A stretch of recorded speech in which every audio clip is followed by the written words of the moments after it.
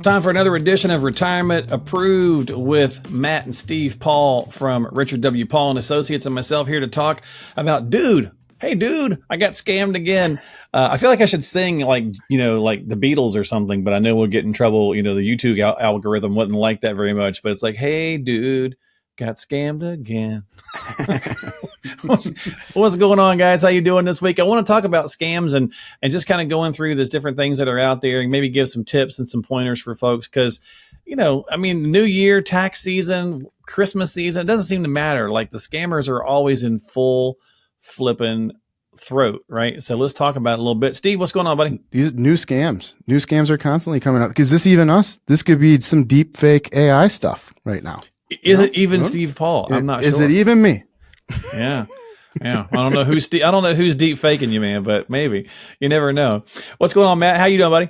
I'm doing great. I'm excited for this one. This is an episode a lot of clients have been asking for because everyone's on guard, and we work with seniors, and they never know what they're getting into. I mean, not just seniors. I've called you and been like, "Hey, what am I dealing with here?" Well, I was getting ready to say I'm going to take offense to this because I have a story, and I'm not a senior. Hey, we're all susceptible. That's right. So check this out. Let me see what you guys think. So I got this call the other day from my bank. Only problem is the bank that called me is not my bank. I've never done any banking with them. So they're like, trying to ask these questions. And of course I immediately hung up. Right. Yeah. So it's, it happens all over the place. And like that one thing that happens a lot now too, right? They do stuff like, can you hear me? Can you hear me? And they're waiting for you to say, yes, I can hear you. And then they just take the yes and they use that to kind of like confirm whatever. So I always, if you ever get that kind of just stuff, just say, I can hear you. Don't say yes, or just hang up. Right. It is a scary world out there. Does anything ever good come from answering a phone call from someone you don't anybody? Yeah, I know. Right. So I'll one up your banking story, Mark, and tell a story about my lovely brother here, who bought a couple pairs of shoes called Hey Dudes. Thus the name of the episode. Hey, thus dude, the name of the show. I got scammed again. So there are these shoes. They're kind of like boat shoes, comfort shoes. Wear them in the house. Wear them outside. I don't even know. But he clicked on this ad. I think his wife sent it to him from Facebook and bought 2 pairs of shoes for like $6 or something. I don't know what it was. And $6? That should have been a warning sign, man. Come on now. It was 2 for $40. Come on. There's no need to exaggerate here. And he's not going to let me live it down. I swear for like a month after this happened, every morning he'd walk in and go, "Hey dude, can you get your shoes yet?" Like, come on, man. Let it go. Yeah, but it happens to everyone. It happened to my wife. Yeah. She was on Facebook. She clicked a link. It was before, Christmas. She thought she was getting a deal. She showed me it. The website looked legit. It looked like the actual Hey Dude website. I said, Sure. Order a few pairs for us. And we were duped. I mean, they got us for, $50. Not the end of the world. Frustrating. Right. Not the end of the world. A lot worse can happen, though. I mean, that's a very basic minor scam, but a lot worse can happen.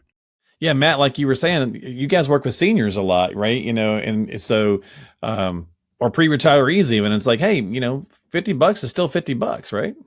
Yeah, well, that's the issue is seniors have a heck of a lot more money than a millennial with $100,000 in student debt. Well, let's be honest with these boomers too, especially the female boomers.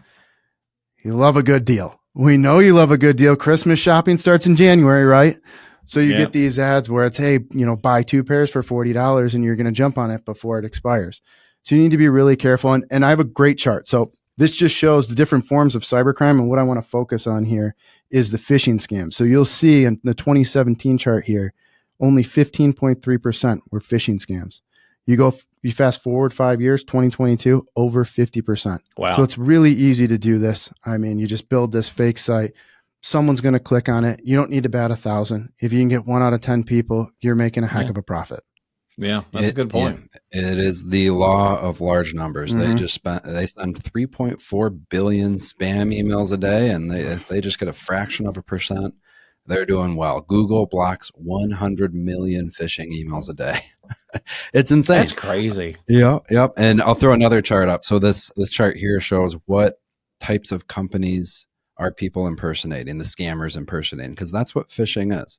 They're going to send you an email and it's going to look legitimate. It's gonna be from a company like Facebook to reset your password, or UPS because you have a package. You can see that top category right there is delivery companies, because we're all getting endless amounts of packages, and if we have a delayed package, we want to know what it's about. So we're going to click on it and log in. Never click the link.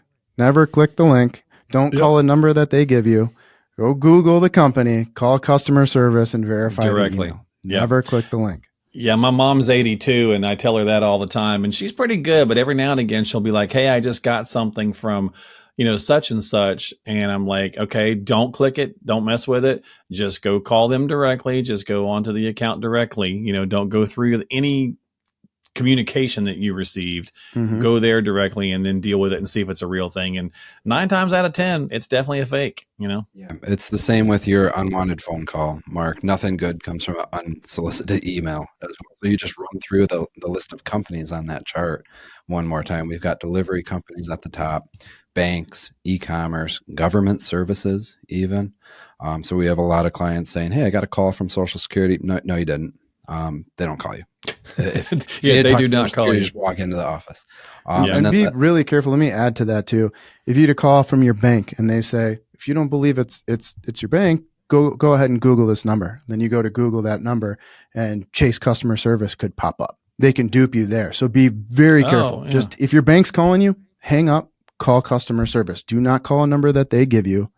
And if they email you, do not click on the link. Yeah, better yet, sure. There's a Chase on every corner. Just go there.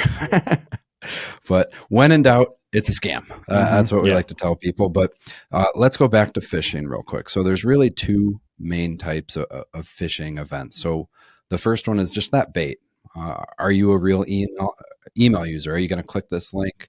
Can we get you to maybe even log in to a website, like a email reset? That's harmless, right? Hey, your email is about to expire. You probably want access to that. Go ahead and click this link, log in, reset your password.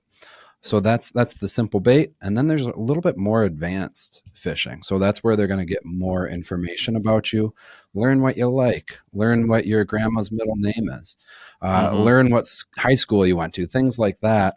They're going to do it in a subtle manner, but that's called social engineering.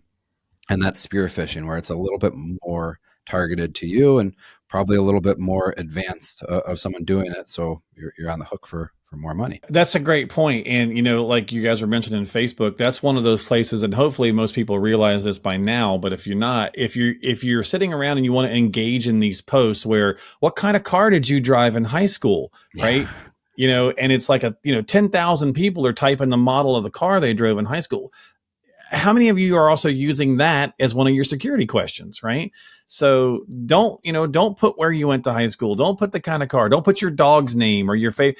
We all like to share information, but it's all just ways that they're trying to get people can kind of get stuff. That's exactly right. And keep that stuff private. Like, you don't need the public seeing that. Just share it with your friends. That's about it. Get some likes, call it a day. But rolling through some other types of scams. So we talked about phishing. There's going to be government impersonation or business imposter scams. So that's kind of like we talked about. Could be an email, could be a phone call.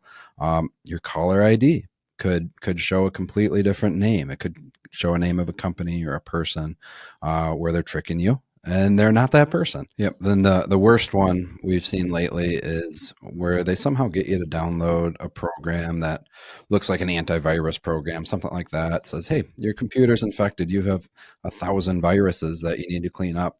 For some reason, we can't do it for you. You need to call this number, this tech support number." And they get you on the phone, and you're on the phone with tech support.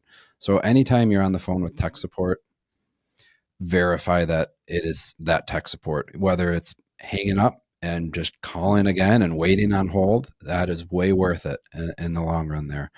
So just be careful what you're downloading, what pop-ups are coming up, what sites you're on. If something pops up, just don't click on it. So if it's a software update, something to do with antivirus, hey, there's a virus, we can help you, click this, download this. Don't download anything, because then you're just opening the door to your computer. Yep. Then they're into everything.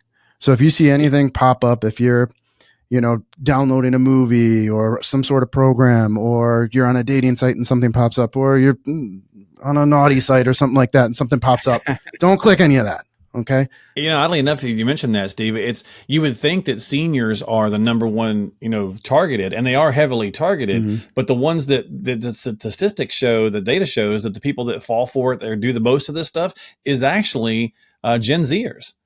Go figure. You would think that they would be a lot wiser because they're more savvy and hip to this stuff, or at least to their devices. But they're always there, right? So it's the law of numbers. Like, it's just playing the percentages. That's exactly right. So they're more likely to get duped because there's more of them connected to the internet. And the funny thing is, though, they're not the highest dollar amount when it comes to who gets scammed. Then that becomes the boomers and the older generation. So they're bigger fish. We have quite a few clients that still carry around a flip phone too. It's like, try to hack this, see what you can do, see what you can get. Love it. Exactly. Yeah. Well, speaking of older, right, there's that grandparent scam too, right, going around. Yes. Yep. You call and say, I need money, grandma, or whatever, and it's not your granddaughter. Exactly. Impersonation could be, hey, grandpa, I'm out in Europe and I got robbed, lost my phone and my credit cards. I need you to wire me some money. I'm in a pinch. Well, give her a call. I guarantee she answers. Right. So it's one of those, you just have to call, verify, never assume an email. Their email has been compromised at this point. It's been hacked. And that's what we talked about. Don't download anything. Don't let people into your computer, because we've actually broke the news to clients several times that their email's been hacked. We'd get that email. Hey, can you send my cousin some money in Kentucky? They need $10,000. And we'll reach out to the client to verify it's them. Sure enough, it's not. We have to let them know their email's been hacked, and we need to help them with resetting everything. It goes all the way back to that Nigerian prince that's been emailing me since the 90s telling me he's got a ton of money for me. So, soon. It's only been 30 years. That's the olden days type of scam, but now scams are more intricate. They're advanced. There's a new type of currency involved, cryptocurrency. So if I'm a scammer, the ideal form of payment for me is cryptocurrency, because there's no reversing those transactions. It's anonymous. So you just see a string of letters and numbers as my address. It's borderless. So I can send money to wherever, Romania or Japan, and not even know where it's going. And it's pretty much instant. So anything that's saying, hey, you need to pay me in crypto, ignore it, delete it, move on with your life. It's a scam. Just be done with it. It's a scam. It's a scam. If it's, hey, you got to pay me in Bitcoin, that's the only thing I'll take, or Dogecoin or whatever it's a scam. Shut it down. More than likely. Yeah. All right. Well, let's do this. Let's bring up 5 tips that we can share with the viewers and listeners here that might benefit them. So let's jump in and do 5 tips. So my first tip would be, and I do this too. So I have a couple different laptops at home. I have one for entertainment that my kids are going to use. They're going to go stream movies, maybe download music, download some programs possibly on that computer. That is purely for entertainment. I do not do any of my banking on that computer. I do not pay bills on that computer. I have a separate computer that I pay bills. I do my banking. I check my accounts. I do trading on. Have 2 separate computers, and they make it so easy now. I mean, what's a decent Chromebook? $250. It's worth it to protect your banking and your retirement accounts. Yep. And then just like he said, be careful what you click or download. We've already said that one. So tip 1, keep your software up to date. Tip 2, be careful what you click or download. Then tip 3 is really a popular one these days. So what I'm going to do is we're going to talk passwords for a minute.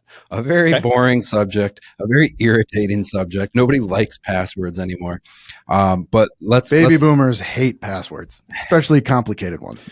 Well, and they've gotten crazy, right? Like now you got to do like 22 characters. Yeah, let's look at it. I got the charts for you. So all right. The thing is, technology is increasing at a rapid exponential pace right now. So just look at 2020 and let's go to number of characters and look at year 10.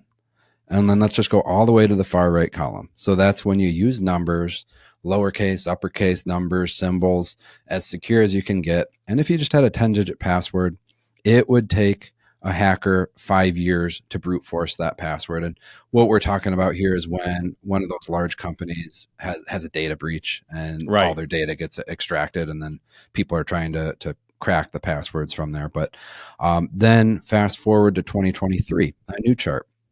We're going to look at that same box that took 5 years to crack. Now it takes 2 weeks. That's how fast this technology is moving. So really, wow. Yeah, you want to move your passwords down to that 15, 16, 17 digit length, which is obnoxious. I get it. I don't. Right. especially when we're talking about your banking and your custodian where you're holding your retirement accounts. You want those to be extremely complicated passwords. If we're talking about your Papa John's account and your password stuffed crust all lowercase, that's fine. I don't care about your Papa points, but your retirement accounts, your banking, we want to make those extremely complicated passwords. Well, Steve, let me ask you that though. But if you've got your credit card saved on there, maybe you should go longer on your Papa John's password, right? It doesn't hurt. Yeah. You get those Papa points too, That's true. I mean, they're very valuable. But do you even need to save, like if a site won't force you to save your credit card and you don't mind putting it in each time? I mean, is there a better way to go? Should we put it on each time or let it store it, Yeah, well, fortunately, we have two very good companies at the top of the chain here, Apple and Google, and they're very good with data. You haven't really heard much in terms of data breaches with them, so that's pretty darn secure. It doesn't hurt to not do that and enter it each time, but I know that can get annoying. I get it, but well, I think scammers, to your point, Matt, they prey on the frustration or time constraints, right? I'm just going to go, somebody calls, I'm going to immediately just talk to them and see if I can get it handled because I don't have time to deal with this. Or my password needs to be short and easy because I don't have time to deal with this and reset it because then it takes another half an hour, right? So they're banking on the fact that you're literally, that you are busy and don't have time for this stuff. Exactly. Yep. So secure password storage is a huge one. And we definitely see that with our clients here where they keep their passwords on an Apple Note on their phone or a Microsoft Word document on their home computer. And that's exactly what you don't want to do. It'd be better to just write it in a notebook and throw it in your desk because guess what? A hacker's not going to hack. They're not going to hack your desk and notebook. I don't think analog, baby. Yet. The other thing that you may want to look at is just going above and beyond the password. Set a difficult password. That's great. But then I know we've helped a few of our clients set up two-factor authentication, which is really valuable. Yeah. So what two-factor authentication means is probably most people are familiar with it, but when you log into a site, it kicks out a code to you. So a lot of people just use the text message. I prefer to go one step further and use an app like Google Authenticator that generates the code because that protects you from what's called SIM swaps. SIM swaps are just simply when AT&T lets someone take over your phone number, or Verizon. Don't want to throw AT&T under the bus. But then if they do that, now they can reset your password, get into your account.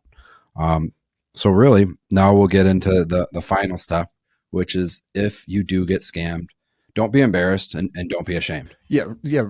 And reach out to your financial advisor right away. Reach out and let us know, even if it's like, I probably didn't get scammed, but something weird just went down and we can put a restriction on your account. So an extra layer of security at the custodian, at Fidelity, to make sure your accounts are secure. So if there's any suspicious activity, we can immediately go in and shut that down. That's exactly right.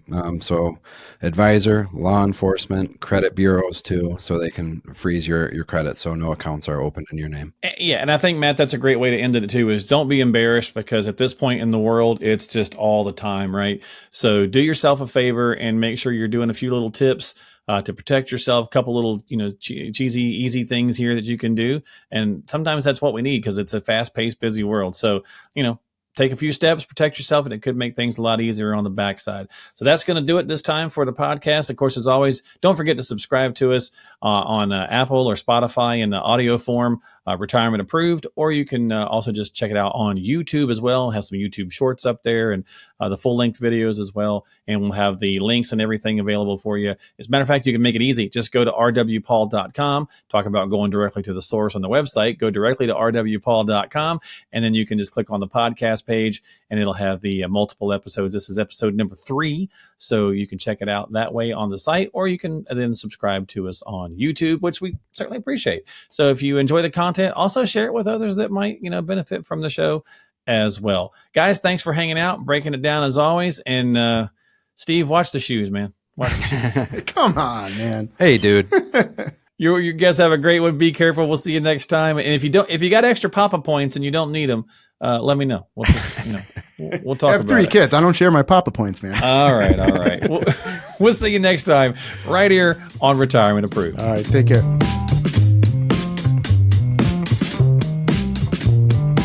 Retirement Approved is brought to you by Richard W. Paul & Associates, an SEC-registered investment advisory firm. Throughout the presentation, we may generally discuss different financial vehicles. However, nothing we say should be construed as a recommendation to buy or sell any financial vehicle, nor should it be used to make decisions today about your investments or insurance. For full disclosures, check the show notes of today's episode.